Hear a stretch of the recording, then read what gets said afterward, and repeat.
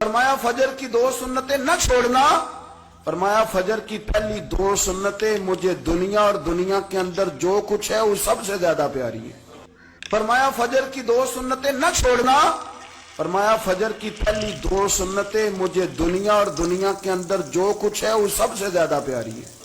فرمایا فجر کی 2 سنتیں نہ چھوڑنا.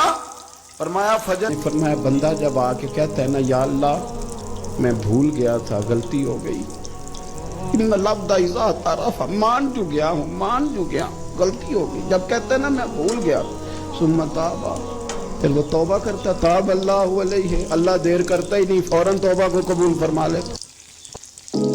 میری ایک بیٹی ہے، سارے گھر والے کوئی بات کہیں تو میں ٹال سکتا ہوں. ان کی ماں کبھی کبھی کہتی ہے کہ وہ پتہ لگے گا نا جدو دھی دی گل موڑو گے. تو میں نے کوئی پی ایچ ڈی تو نہیں کی اور بیٹیوں کے حقوق پہ. میری ایک بیٹی ہے، تو ایک دن حضور گھر میں بیٹھے بیٹھے نا، میں یہ تو نہیں کہتا کہ سرکار بور ہو رہے تھے، میں یہ جملہ تو نہیں بولتا، شایان شان نہیں سرکار کے، لیکن نبی کریم صلی اللہ علیہ وسلم بیٹھے بیٹھے نا چپ کر گئے. اور دیر کے بعد حضور نے فرمایا، عائشہ تھی، سیدہ عائشہ صدیقہ، سیدہ حفصہ تھی، حضور نے فرمایا عائشہ کسی صحابی کو بلاؤ مجھ سے باتیں کریں. یعنی یہ پہلو نرالا ہے، کسی کو بلاؤ ذرا مجھ سے باتیں کرے.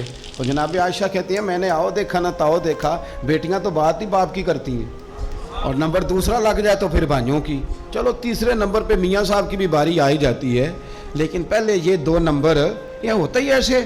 تو حضور نے فرمایا کسی کو بلاؤ ذرا مجھ سے باتیں کرے. حضرت عائشہ صدیقہ عرض کرنے لگی حضور بلاؤں اپنے ابا جان کو، جناب صدیق اکبر کو بلاؤں؟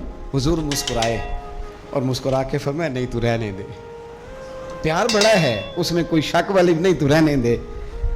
تو حضرت حفصہ کہتی ہیں جب حضرت عائشہ پیچھے ہٹی تو میں نے فوراً آگے بڑھ کے نہ تو عرض کی حضور میں اپنے ابا جی جناب عمر کو بلاؤں؟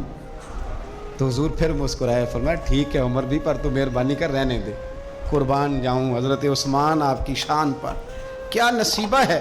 کہتی ہیں پھر ہم نے عرض کی حضور آپ ہی بتا دیں کس کو بلائیں. تو کہتی ہیں ہم نے حضور کے چہرے پر عجیب سی سنجیدگی دیکھی. حضور فرمانے لگے کوئی میرے عثمان کو بلاؤ، کوئی میرے عثمان کو بلاؤ، میں اس سے باتیں کرنا چاہتا ہوں. کہتی ہیں پیغام چلا گیا، عثمان آ گئے، پردہ گر گیا، بیویاں اندر چلی گئیں، حضور نے پہلو میں بٹھا لیا، میرے نبی نے ماتھا بھی چوما، حضور نے پیار بھی کیا اور فرمایا عثمان اس دن ثابت قدم رہنا جس دن لوگ تمہیں شہید کریں گے. عثمان اس دن ثابت قدم رہنا جس دن فتنے اٹھیں گے، اس دن ثابت قدم رہنا جب لوگ تیری قمیض اتارنا چاہیں گے جو اللہ نے تجھے پہنائی ہوگی. فرمایا اس دن ثابت قدم رہنا. حضرت سیدنا عثمان غنی نے آنکھ اٹھائی، ہلکے سے آنسو چمکے، عرض کی حضور آپ دعا کر دینا اللہ عثمان کی مدد فرما دے.